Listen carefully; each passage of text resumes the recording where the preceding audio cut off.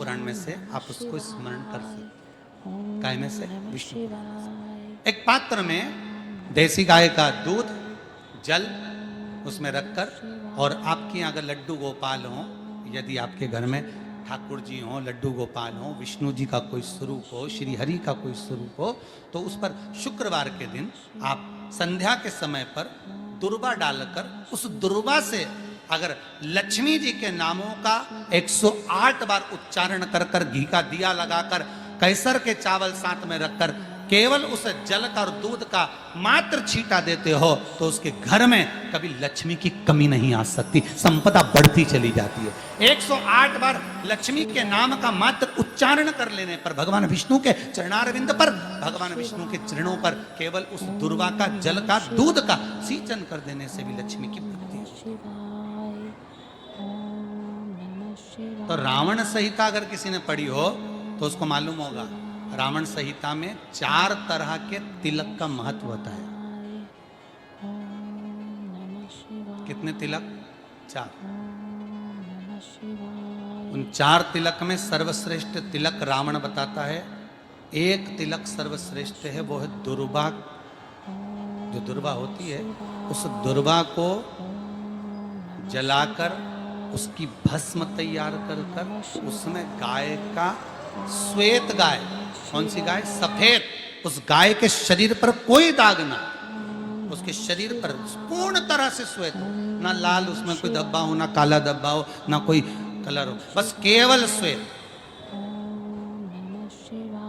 रावण संहिता में 4 तरह के तिलक का प्रमाण दिया, तो एक तिलक रावण संहिता में वर्णन आया।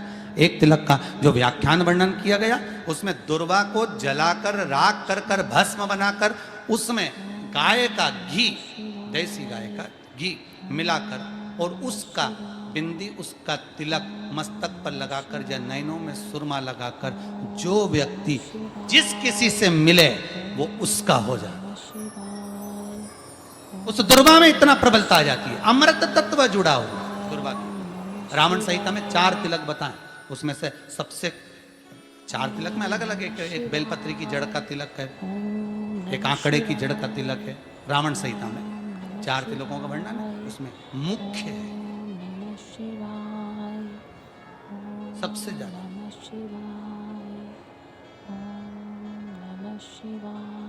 हम तो कहेंगे, अगर मान लो वैसे तो नौकरी करने जाओ, सर्विस करने जाओ, तो आंख में काजल लगा कर जा नहीं सकते, नहीं तो लोग ही कह देंगे कहाँ से आया है।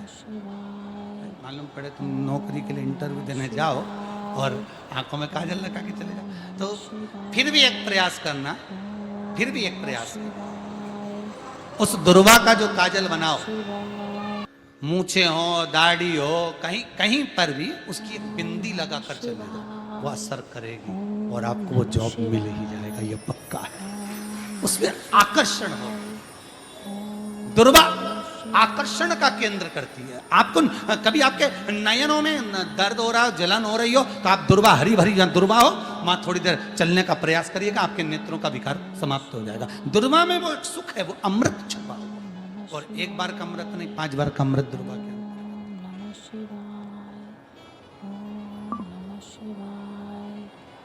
कौन से देवता हैं जिनके ऊपर दुर्वा का जल दूध में मिला हुआ छीटा जाए? श्वेत गाय के। देखो, दूध का प्रमाण बार बार दुर्वा के साथ आया, उसका कारण क्या है? क्या कारण हो सकता है उसका? उसका एक कारण है, समुद्र मंथन के समय पर सबसे पहले कुछ निकला था, तो समुद्र मंथन में सबसे पहले निकली थी गौ माता, निकली थी। क्या निकली थी? गाय। सबसे पहले निकली थी गाय। और कितनी गाय निकली थी? 5। पहली नंदा, दूसरी सुभद्रा, तीसरी सुरभि, चौथी सुशीला, 5वीं बहुला। ये 5 गाय समुद्र मंथन में निकली। अब समुद्र मंथन में जब गौ माता निकली, तो सारे 33 कोटि देवता मंथन में जो लगे हुए थे, उन मंथन को करते करते देवता थक चुके थे। सारे देवता थक चुके थे। बहुला सुरभि और सुशीला से बोली, सुभद्रा से बोली, नंदा से बोली, अपना काम है एक काम करो, अपन आप रूप दूध की धार बहाना प्रारंभ करो। अपने आप दूध की धार हम मृत्युलोक में हम भेजें इन देवताओं के लिए, तो देवताओं को अमृत तत्व मिलेगा, आनंद होगा। और गौ माता ने ऊपर खड़े होकर जो दूध बहाना प्रारंभ करा, वो देवताओं के मुख में आधा तो गया और आधा दूध समुद्र पर जब गिरा, और जो मंथन चल रहा था उस मंथन के चलते, कभी दूध का दही का मंथन करना तो क्या निकल कर आएगा, मक्खन आ जाएगा। वो मक्खन तेड़ता हुआ समुद्र की लहर से दुर्वा पर जा पड़ा। इसलिए आज भी दुर्वा के साथ में गौ माता के दूध का बड़ा प्रमाण, वो भी देसी का, जर्सी नहीं, विदेशी नहीं, देसी का। और देसी गाय का दूध का बड़ा बड़ा प्रमाण है साहब। हम कई बार कथाओं में कहते हैं, जैसा खाया अन्न, बोलते जाओ, वैसा हो गया मन। जैसा पिया पानी, वैसी हो गई वाणी। और जैसा पिया दूध, वैसी बन गई बुद्धि। बुद्धि कैसे बनी है? दूध से बनी। डब्बे का दूध पियोगे तो डब्बे हो जाओगे, थैली का दूध पियोगे तो थैली,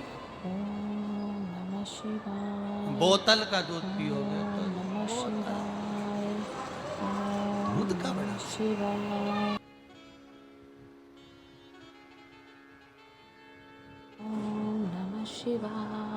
गौ माता के दूध दुर्वा बढ़ती है। और दुर्वा का एक बहुत सुंदर गुण है महाराज, बहुत सुंदर गुण है दुर्वा का। जहां पर उसके भीतर गांठ आती है ना, वहां से दो रास्ते बना देती है। बोलो बनाती कि नहीं बनाती? कभी दुर्वा देखी होगी आपने, जहां गांठ आई वहां दो रास्ते बनाएगी, फिर गांठ आई फिर दो रास्ते बनाएगी, फिर गांठ आई फिर दो रास्ते बनाएगी।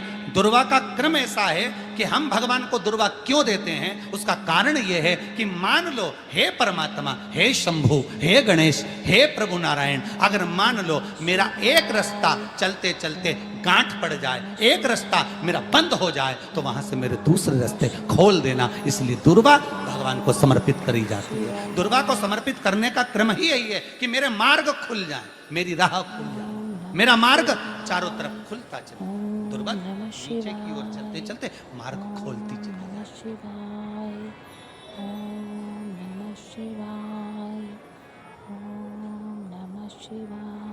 अमृत है ये, इसलिए नष्ट नहीं होती। तोड़ के रख लेना, प्रैक्टिकल करके जरूर देखना। सियोर वाला महाराज कहीं झूठ तो नहीं बोल रही है। तोड़ कर रखो दुर्वा को, बोरी में भर कर रखो। 4 साल 6 महीने 8 महीने बाद सूख जाए, बेकार हो जाए, उसके बाद भी उसको खेत में, बगीचे में कहीं ले जाकर पटक देना। 8-15 दिन पानी देना, देखो फिर वापस वही हरी की हरी होना, वही कहीं ना कहीं से स्फुटित होते, फिर आगे बढ़ना चालू कर देगी। उसका तत्व है अमृत, वो अमर है, मरती नहीं। फिर शिव कहते हैं यही अमरता है, यही अमरता है कि दुख आया तो मरने की नहीं सोचना। तकलीफ आई, कष्ट आया, रोग आया, बीमारी आई, थोड़ा सा तकलीफ आ गई, थोड़ी बीमारी आ गई, थोड़ा दुख आ गया, तो ये मत सोचना मैं मरना है। नहीं नहीं नहीं, अभी तो और जीना है। तो किस लिए जीना है? कोई कहेगा इसको कहीं आसक्तियां होंगी, घर की, परिवार की, कुटुंब की, कबीले की, इसलिए जीना चाहती है, इसलिए जीना चाहता। नहीं, आसक्ति एक रखना कि मैं जीना इसलिए चाहता हूं, मैं और जीना चाहती हूं, इसलिए चाहती हूं कि अब मैं भगवान का भजन करना चाहती हूं। अभी तक मैंने परिवार, कुटुंब, कबीले, संसार के लिए करा, अब जितनी जिंदगी दी उस मालिक ने, अब मैं उसका भजन करूं। कोरोना महामारी में वेंटिलेटर पर जाकर, आईसीयू में जाकर वापिस अगर आ गए हो तो समझ लेना बोनस के दिन भोलेनाथ ने दे दिए। अब भजन में लगाना। अब दुकान, धंधा पानी, ये सब चीजों में बाद में लगता रहेगा। आईसीयू में जाने के बाद, ऑक्सीजन कम पड़ने के बाद भी लेवल ऊपर कर कर, वेंटिलेटर से भी निकाल कर अगर वो लेकर आ गया तो समझ लेना अब ये दिन उसके बचे हैं, अब उसने बोनस में दिए हैं। इसलिए अब संसार में नहीं, अब भगवान में लगाऊंगा। अब जब शिव महापुराण की कथा आएगी, खोजूंगा, सुनूंगा, शंकर का अनुमोदन हो गए। तो तुम तो गए थे रे, निपट चुके थे। जैसे ही पहुंचे बड़े बुरे हाल थे, ऑक्सीजन भी ऊंचा नीचा हो गया था, और वो कजन कौन सा इंजेक्शन था वो भी नहीं मिल रहा था। तो क्या अब क्या होगा तेरा कालिया? तो कालिया ने सोचा कुछ नहीं होना, शिव पुराण याद करो, श्री शिवाय नमस्तुभ्यम, श्री शिवाय नमस्तुभ्यम। पत्नी घर में कर रही, बच्चे चलते फिरते कर रहे, आंखों से पत्नी के आंसू बह रहे, श्री शिवाय नमस्तुभ्यम जपती जा रही। पति से कह दिया मोबाइल पर केवल शिव पुराण सुनो, अब जो होगा देखा जाएगा। और शंकर जी लेके वापिस आ गए वो यमराज के दरवाजे से। घर पे आते सी तक खुश हो गया। बस मैं तो ऐसा लग रहा था कि अब चले जाऊंगा। सारे आसपास वाले निपटते चले जा रहे। पत्नी बोली चिंता मत करो, श्री शिवाय नमस्तुभ्यम मुझे आया दरवाजे तक रोग, आया दरवाजे तक बीमारी, आया दुख दरवाजे तक। दुख क्यों ना आएगा? हमारे पूर्व का कर्म है तो दुख तो मिलना ही है। कोई महाराज जी तुमसे कह दे कि तुम्हें दुख ही नहीं आएगा, मैं बैठा हूं, तो महाराज जी से कहते ना तुम्हारे चरण का हमें बता दो, क्योंकि दुख तो आएगा। जैसी करनी वैसी करनी। जो पूर्व में कर कर आए हो, भले आज तुम किसी को दुख नहीं दे रहे, भले आज तुम किसी को तकलीफ नहीं दे रहे, पर पूर्व का कर कर आए हो वो तो भोगना पड़ेगा। दो कारणों से मनुष्य का शरीर मिलता है, एक कर्म का भोग भोगने के लिए, दूसरा भगवान का भजन करने के लिए। भजन भी करो और दुख भी भोगो। जो मिला है किस्मत में बड़े प्रेम से मिला, ना जाने क्यों मिला इतना दुख, उसका कारण होगा। वो कारण को ढूंढना बाद में, अपने को ढूंढने की जरूरत भी क्या। अपन तो भजन करो, भजन करोगे तो दुख कटेगा।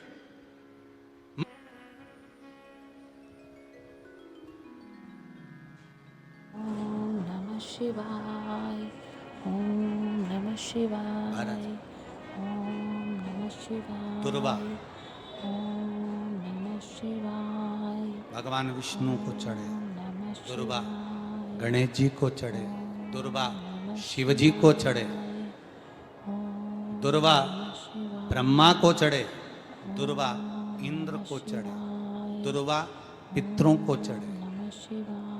कितना सुंदर कहा है।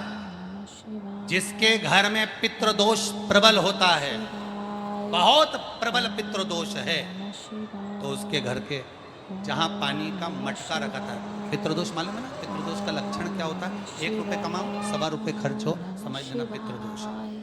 रात्रि को सो गए तुम, बड़े नींद आ गई तुमको, बहुत प्रेम से सो गए, सोने के 1.5 घंटे या 2 घंटे बाद तुम्हारी नींद खुल जाए और कम से कम आधे घंटे तक तुमको भूख लग रही है, समझ लेना पितृदोष। सोकर उठने के बाद में जैसे ही 1-2 घंटे की नींद हो गई और अचानक नींद खुल गई और तुम्हें भूख लग रही है, भूख लग रही है, प्यास लग रही है बहुत तेज, अभी सोए हो 1.5 घंटा ही हुआ, 2 घंटा ही, भूख लगने लगी, बहुत तेज भूख लग रही है, समझ लेना पितृदोष। भोजन की याचना, भोजन की सोने के बाद तत्काल नींद खुले 2 घंटे के बाद भूख लगे, उसका भी एक समय बताया है महाराज ब्रह्मवर्ता पुराण के अंतर्गत कि रात्रि को सोने के बाद में 1 घंटे की नींद हो जाए और उसके बाद में 2 घंटे के अंदर वापिस नींद खुल जाए और भूख लगने लगे तो समझ लो पितृ भूखे हैं, भोजन मांग रहे, अन्न मांग रहे, पितृदोष।